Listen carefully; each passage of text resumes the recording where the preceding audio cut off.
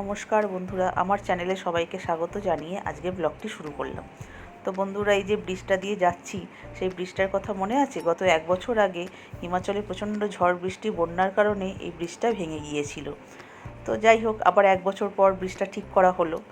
তো দেখা যাক, আবার তো বর্ষাকাল আসছে, কি হয়। এই যে আমরা দেখুন চলে এসেছি আমার বড় ছেলেকে নিয়ে, আর আমার হাজব্যান্ড দুজনে।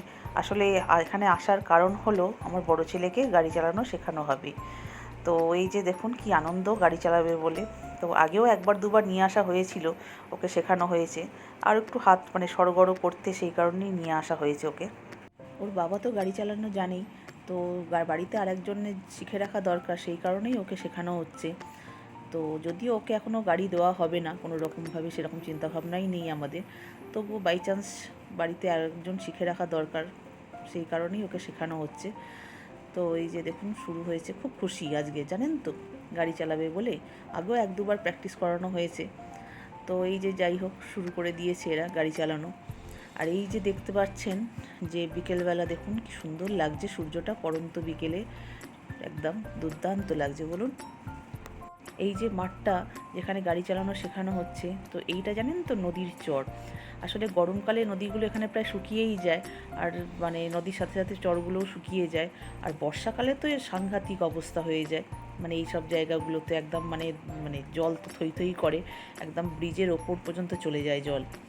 তো আপনারা সেই দৃশ্য আগে গত বছরে আপনারা দেখেছেন, হিমাচলে কি সাংঘাতিকভাবে ঝড় বৃষ্টি হলে একদম বন্যার পরিস্থিতি চলে আসে। আর এই যে দেখুন নদী, নদী এখন অবশ্য শুকনো খটখটে।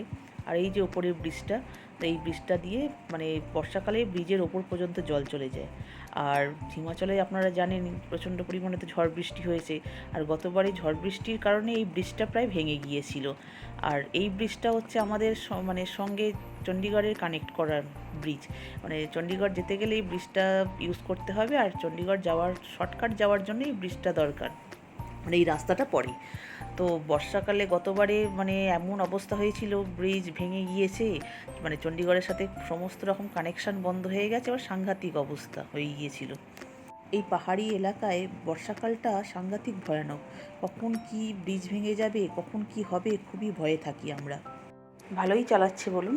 আসলে প্রথমে আমরা ভেবেছিলাম ড্রাইভিং স্কুলে দিয়ে ওকে শেখানো হবে, কিন্তু তারপরে ওর বাবা বলল ড্রাইভিং স্কুলে দেওয়া বেকার, কোনো রকম লাভ হবে না। প্রথম কথা তো ওরা ছোটো গাড়ি দেবে, আর তারপর তার ওদের শেখাবে তার হাতেই সমস্ত কন্ট্রোল থাকবে। তো সেই কারণেই বললো আমি মাঝে মাঝে সময় পেলে ওকে শিখিয়ে দেওয়া হবে। দূরে দেখুন পাহাড়গুলো কী সুন্দর লাগছে। আর অনেকগুলো রাউন্ডই হয়ে গেল, এবার প্রায় হয়েই এসছে। চলুন, হয়ে গেছে গাড়ি চালানো শেখা। এবার আমরা বাড়ির পথে রওনা দিচ্ছি।